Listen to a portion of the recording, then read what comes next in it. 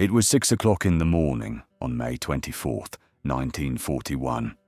The cold waters of the Denmark Strait were calm, but in the span of just 3 minutes, the world turned upside down. A pillar of black smoke rose thousands of feet into the air. The unimaginable had happened. The HMS Hood, the pride of the Royal Navy, the most famous warship on the planet, had simply ceased to exist. She did not just sink. She was vaporized. 1,418 men went into the freezing water. Only 3 survived. For the British public, this was not a military defeat. It was a national trauma. The Hood was the symbol of the Empire's power, a floating castle that had toured the world to cheering crowds. Losing her was like watching the Eiffel Tower collapse or the Statue of Liberty fall into the ocean. The shock in London was absolute. But that shock quickly turned into something else, something much darker. The killer was the Bismarck, the flagship of Adolf Hitler's navy, a 50,000-ton monster of German engineering that Nazi propaganda claimed was unsinkable. It was faster than the British ships, it was better armoured, and with one single salvo, it had humiliated the mistress of the seas. But the Germans made a fatal mistake. They celebrated a victory, while the British began a vendetta. In London, Prime Minister Winston Churchill did not ask for a strategic containment. He did not ask for a battle plan. He issued a command that would unleash the greatest manhunt in the history of naval warfare. His order was simple: sink the Bismarck. What followed was not a standard naval operation. It was a state-sanctioned execution. Every convoy was abandoned. Every available ship in the Atlantic was turned around. Fuel limits were ignored. The Royal Navy was no longer fighting a war. They were hunting a murderer. This is the story of how an arrogant empire's invincible superweapon was cornered, trapped, and brutally destroyed by the collective fury of a wounded nation. Welcome to indomitable history. This is the sinking of the Bismarck. To understand the sheer scale of the fury that was about to be unleashed, we first have to understand the monster that had just awakened. The Bismarck was not merely a battleship. It was the Death Star of 1941. While the British Royal Navy was the largest in the world, much of it was aging, built for the First World War. The Bismarck, however, was the cutting edge of naval technology. It displaced over 50,000 tons when fully loaded. It carried 8 15-inch guns, capable of hurling a car-sized shell over 20 miles with terrifying accuracy. Its armor was a masterpiece of Krupp steel, designed to shrug off enemy fire as if it were hail on a tin roof. But its most dangerous quality was its speed. It could outrun almost anything that was strong enough to fight it, and it could destroy anything that was fast enough to catch it. The plan of the German High Command, known as Operation Rheinübung, was a nightmare scenario for Britain. The Bismarck, accompanied by the heavy cruiser Prince Eugen, was ordered to break out into the open Atlantic. Their mission was not to duel with other battleships. Their goal was to strangle Great Britain. They were to hunt down the merchant convoys carrying food, fuel, and ammunition from America. If the Bismarck broke loose into the vast shipping lanes of the Atlantic, it could stay there for months, invisible and deadly, cutting the lifeline that kept the British Isles alive. It would be a wolf among sheep, and millions of tons of vital supplies would end up at the bottom of the ocean. Standing in the way of this catastrophe was the HMS Hood. She was the pride of the Royal Navy, a ship so beloved that sailors simply called her the Mighty Hood. For 2 decades, she had been the largest warship in the world, a symbol of imperial majesty that had toured the globe. But beneath her beautiful lines and massive guns, the Hood was flawed. She was an old lady from a bygone era, built before engineers fully understood the danger of plunging shell fire. Her deck armor was dangerously thin. She was a glass cannon, powerful enough to deal damage, but terrifyingly vulnerable to receiving it. Alongside her sailed the brand new battleship Prince of Wales, but this ship was so fresh from the shipyard that civilian workmen were still on board trying to fix her malfunctioning gun turrets. When the British cruisers Suffolk and Norfolk first spotted the Germans amidst the ice and fog of the Denmark Strait, the trap seemed to be set. Vice Admiral Lancelot Holland, commanding the British force, knew the weakness of his own ship. He knew that if he fought a long-range duel, the German shells would plunge down through his thin deck armor and destroy him. His only chance was to close the distance rapidly, to get up close and personal where the trajectory of the shells would be flat, hitting his strong side armor instead of his weak deck. So, Holland ordered a head-on charge. It was a brave but desperate maneuver. As the British ships raced toward the enemy, they were unable to use their rear guns. They were effectively fighting with one hand tied behind their backs, presenting a growing target to the finest gunners in the German Navy. At 5:52 in the morning, the silence of the Arctic was shattered. The Hood opened fire. But in the confusion of the mist, the British made a critical error. They targeted the lead German ship, assuming it was the Bismarck. It was not. It was the smaller cruiser, Prinz Eugen. The British were firing at the wrong ship. The Germans, however, made no such mistake. Their optical rangefinders locked onto the Hood immediately. For several agonizing minutes, the British ships endured a storm of steel without landing a decisive blow. Then, the German gunnery officers found their range. A shell from the Prinz Eugen started a fire on the Hood's boat deck. Ammunition stored there began to cook off, sending bright, erratic flashes into the grey sky. The Hood was burning. It was a beacon of light in the dim morning, a perfect target. At 6 o'clock precisely, the Bismarck fired her fifth salvo. It was a masterclass in destruction.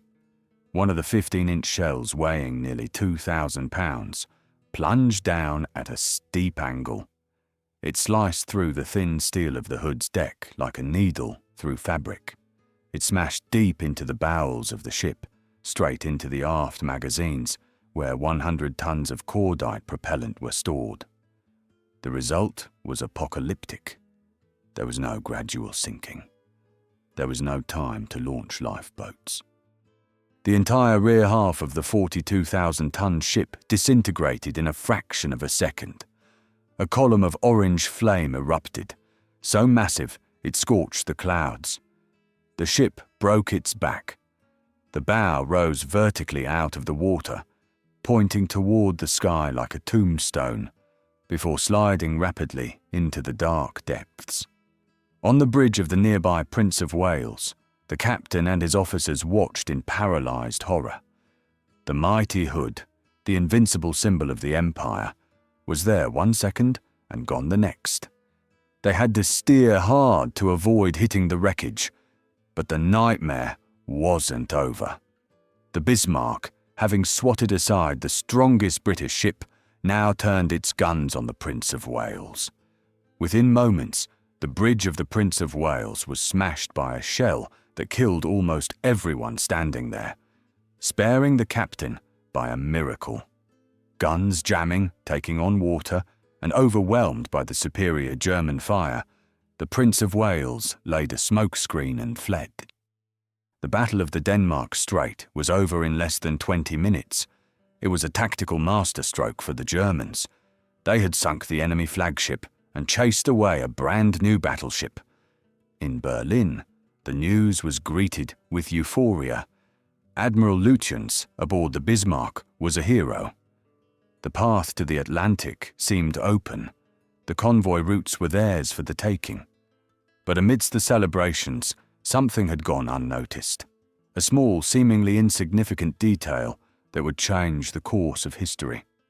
During the short, brutal exchange, the Prince of Wales had managed to land 3 hits on the Bismarck. 2 were superficial, but 1 was critical. A shell had punched through the Bismarck's bow, severing a fuel line and allowing 2,000 tons of seawater to flood the forward compartments. The Bismarck was now down by the bow, listing slightly to port and leaving a telltale slick of oil in her wake. She was bleeding. Admiral Lutyens had a choice. He could return to Norway for repairs, or he could push on to the German-occupied ports of France. He chose France. It was a long journey, but it would put him under the protective umbrella of the Luftwaffe. He believed he had given the British the slip. He believed he was the hunter who had just killed the lion. He was wrong. He had just become the prey. When the news reached the Admiralty in London, the room went cold. The loss of life was tragic, but the strategic situation was catastrophic. A damaged, angry Bismarck was loose in the Atlantic. If they lost contact with her now, she could disappear, repair, and return to wreak havoc on the convoys that were keeping Britain alive. Winston Churchill's reaction was immediate and terrifying. The message went out to every corner of the ocean. It was not a request for assistance. It was a total mobilization of naval assets. The Commander-in-Chief of the Home Fleet, Admiral John Tovey, took his flagship, the King George V, and sailed to join the hunt. From Gibraltar, Force H, led by the famous Ark Royal, was ordered north. Battleships protecting troop convoys in the middle of the ocean were ordered to abandon their charges and turn towards the Bismarck. This was a gamble of massive proportions. By pulling escorts away from convoys, the British were leaving hundreds of merchant ships defenseless against U-boats. If a submarine wolf pack found a convoy during this time, the slaughter would be immense. But the Admiralty decided it was a price worth paying. The Bismarck had to die. Within hours, the North Atlantic became a chessboard of converging steel. There were battleships, battlecruisers, aircraft carriers, cruisers, and destroyers. In total, 6 battleships and battlecruisers, 2 aircraft carriers, 13 cruisers, and 21 destroyers were involved in the operation. Over 50 warships, all moving with a singular purpose, all hunting one single ship. But the ocean is a vast place, and the Bismarck was elusive. Despite the damage, she was still fast. As the weather worsened, bringing rain squalls and heavy fog, the British cruisers shadowing her began to struggle. The radar on the 1941 ships was primitive and unreliable. The blip on the screen flickered. And then, it vanished. The Bismarck had performed a loop maneuver in the dark, doubling back on her wake and slipping away from her pursuers. The British radar screens were empty. The Bismarck was gone. Panic began to set in among the British admirals. They had stripped the Atlantic of its defences to catch this monster, and now the monster had vanished into the mist. Every hour that passed was an hour the Bismarck used to get closer to the safety of French air cover. If she reached the range of the German bombers, the British fleet would have to turn back or risk being destroyed from the air. For more than 30 hours, the British fleet sailed blind. They were burning fuel at a ruinous rate. Despair was taking hold. Admiral Tovey calculated that he would soon have to return to port to refuel. The Bismarck was going to get away. The execution of the Hood would go unpunished. The German propaganda machine was already preparing the broadcasts to humiliate the British Empire. But luck is a pendulum, and on the morning of May 26th, it swung back. A Catalina flying boat, a long-range reconnaissance aircraft flown by the Royal Air Force, was patrolling through the thick cloud cover. The pilot, tired and straining his eyes against the grey monotony of the sea, saw a dark shape through a gap in the clouds. It was a battleship, and it was leaving a trail of oil. The Bismarck had been found. But the relief was short-lived. When the navigators plotted the position, a new, sickening reality settled over the British commanders. The Bismarck was already far to the south. She was dangerously close to the safety of Brest in France. The main British battleships, the Rodney and the King George V, were too far behind. They were too slow to catch up. Mathematically, the chase was over. The Bismarck was going to make it. There was only one card left to play, one force that was close enough to intercept. It was Force H, steaming up from Gibraltar. But Force H did not have a battleship capable of fighting the Bismarck. Their only hope lay in the HMS Royal, an aircraft carrier. But the Royal didn't carry modern strike aircraft. She carried the fairy Swordfish. It seemed like a bad joke. The Swordfish was a biplane, a relic made of canvas, wood and wire. It had an open cockpit. Its top speed was barely 140 miles per hour, slower than some cars of the era. Against the most sophisticated anti-aircraft defences in the world, against the terrifying flak batteries of the Bismarck, the British were sending a squadron of flying antiques. But these slow, fragile planes carried a deadly payload. Each one carried an 18-inch torpedo. They didn't need to sink the Bismarck. They just needed to slow her down. They needed to wound the beast so the pack could catch up. The pilots of the Swordfish squadron knew the odds. They were flying into a wall of fire. The weather was atrocious. The deck of the carrier was heaving up and down by 50 feet in the rough seas. Taking off was suicide. Attacking the Bismarck was madness. But the order stood. The memory of the Hood was fresh in every mind. The pilots climbed into their open cockpits, the wind tearing at their flight suits. The engine sputtered to life. As the Swordfish biplanes lifted off the heaving deck of the Royal and disappeared into the rain and darkness, the fate of the most powerful warship in the world hung in the balance. The contrast was absolute. The pinnacle of Nazi steel and technology versus a handful of brave men in cloth-covered planes. The hunters were closing in, but time was running out. If this airstrike failed, the Bismarck would survive, and the British Empire would never forget the shame. The first wave of Swordfish launched into the howling gale, but in the chaos of the storm, disaster nearly struck. Through the breaks in the clouds, the pilots spotted a ship. Adrenaline surged. They dove, lining up their torpedo runs, fingers tense on the release triggers. But at the last second, a signal flare ripped through the sky. It was not the Bismarck. It was the HMS Sheffield, a British cruiser that had been tailing the German battleship. The pilots frantically pulled up, aborting their runs just moments before unleashing friendly fire that would have been a catastrophic embarrassment. Shaken but undeterred, they returned to the Royal to rearm and refuel. They had one chance left. The sun was setting. Darkness was swallowing the Atlantic. If they didn't stop the Bismarck now, by morning she would be under the protective umbrella of the Luftwaffe. 15 Swordfish took off for the second time. The weather was now even worse.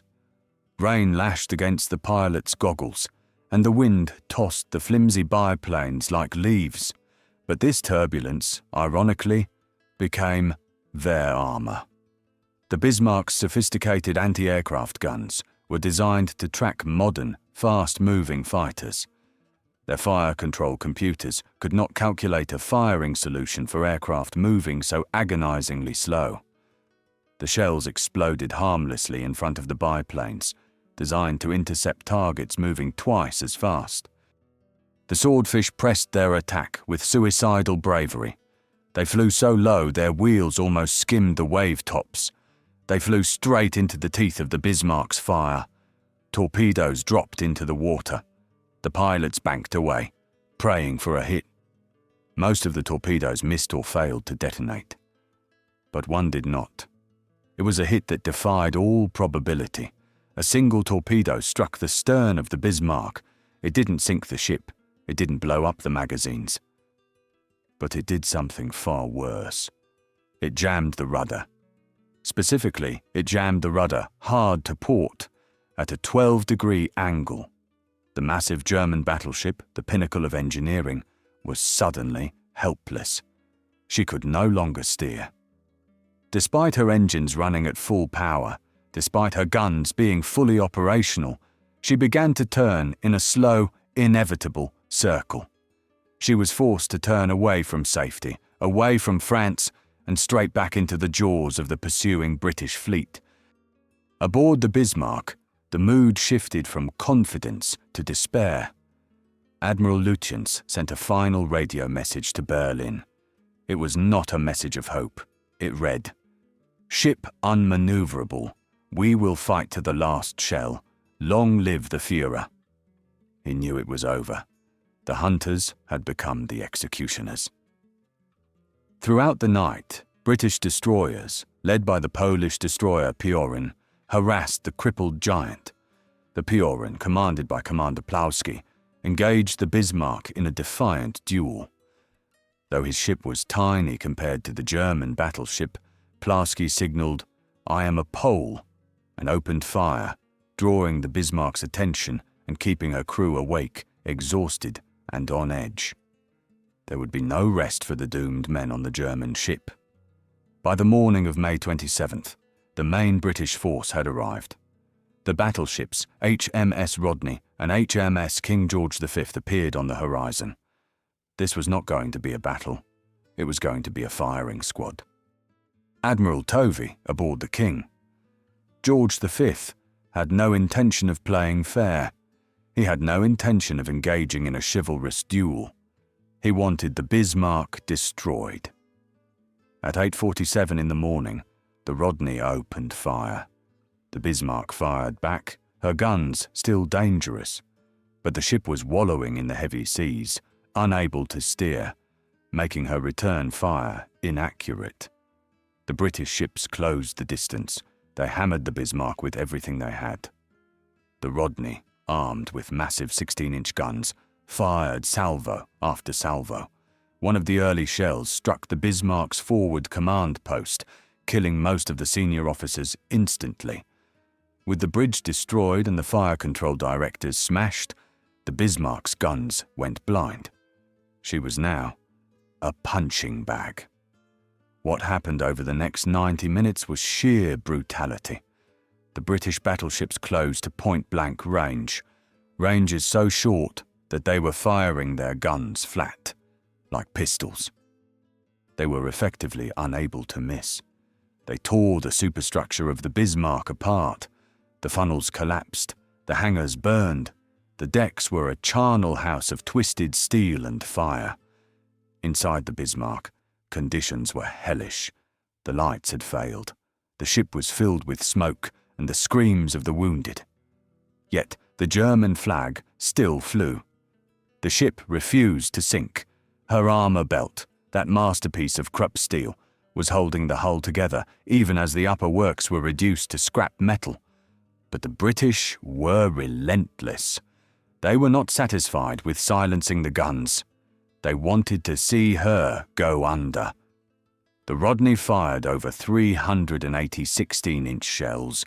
The King George V fired over 300 14-inch shells.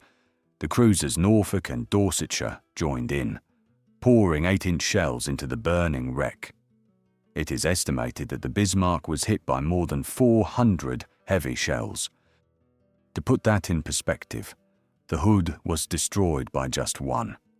The Bismarck was a floating inferno. She was listing heavily, her guns pointing at odd angles, her deck a ruin. But she still floated.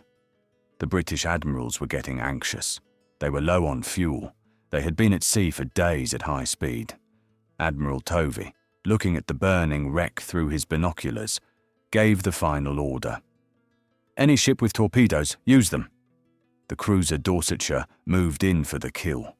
She fired torpedoes into the starboard side, then circled around and fired into the port side. Finally, the great beast gave up. The Bismarck began to roll over. The stern went under first. As the ship capsized, hundreds of men scrambled onto the hull, sliding into the oil-slicked freezing water. At 10:39 in the morning, the Bismarck disappeared beneath the waves. The pride of the German Navy was gone.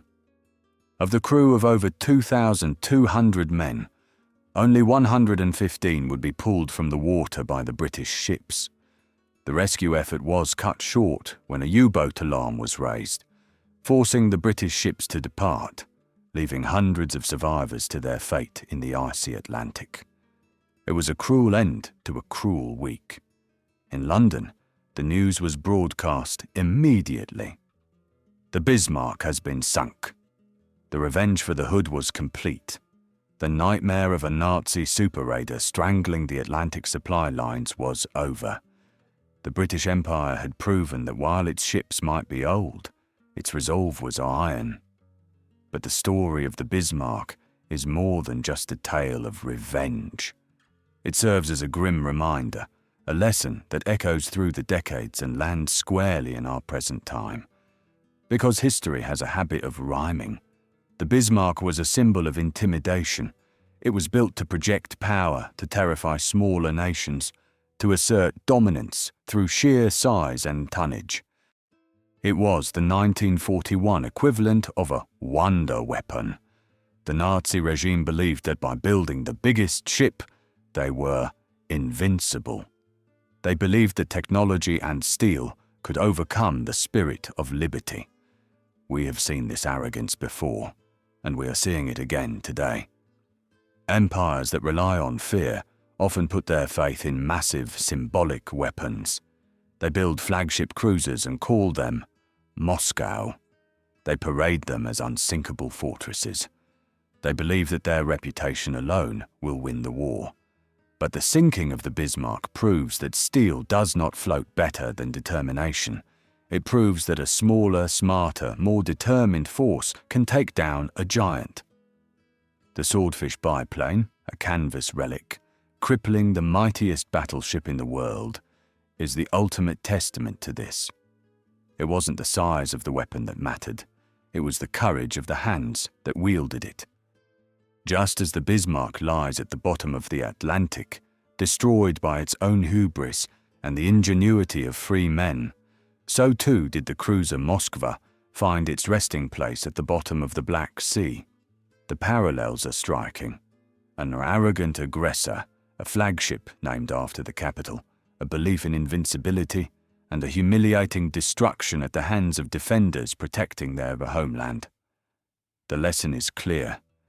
No matter how thick the armor, no matter how big the guns, tyranny has a breaking point. Arrogance is the ultimate weakness, and when a free people are pushed into a corner, when their symbols are destroyed and their existence is threatened, they will find a way to strike back. They will hunt down the monsters, and they will sink them. Thank you for watching Indomitable History. If you enjoyed this story of resilience and retribution, make sure to subscribe and hit the bell icon. And tell me in the comments, was the British Navy right to execute the ship so brutally, or was it a war crime? And which invincible ship do you think will be the next to sink? I'll see you in the next video. However, the physical destruction of the ship was only the beginning of the battle for the truth. In the hours following the sinking, a new war began, a war of propaganda that bears a striking resemblance to the information warfare we witness today. While the oil was still burning on the surface of the Atlantic, the German High Command was already spinning a narrative of denial. They could not admit that their invincible flagship had been hunted down and battered into submission by the Royal Navy. That admission would have shattered the morale of the German people. Instead, the Nazi regime issued a communique claiming that the Bismarck had fallen victim to overwhelming odds and had been scuttled by her own crew to prevent capture. They painted a picture of a heroic last stand, a Wagnerian tragedy where the ship remained undefeated to the end.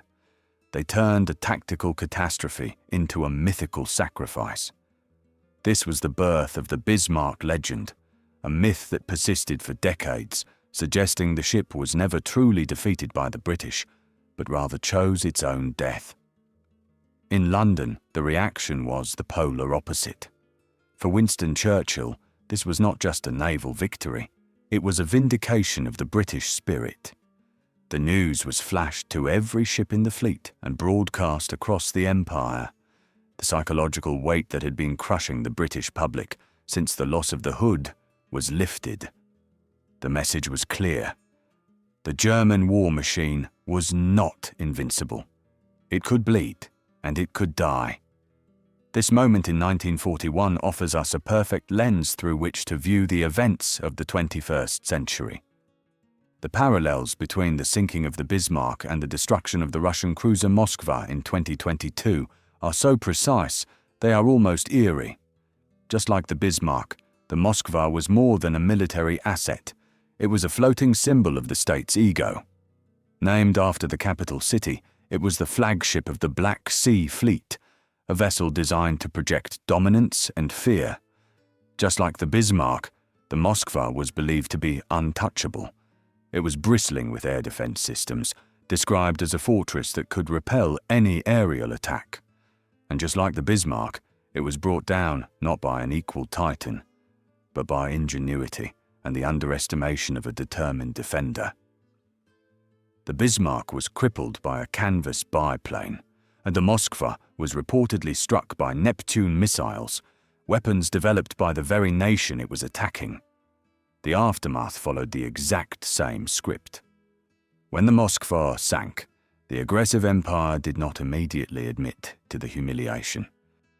Just as the Nazis claimed the Bismarck was scuttled or fought to the last, modern reports initially claimed the Moskva sank due to a storm or an accidental fire or rough seas while being towed.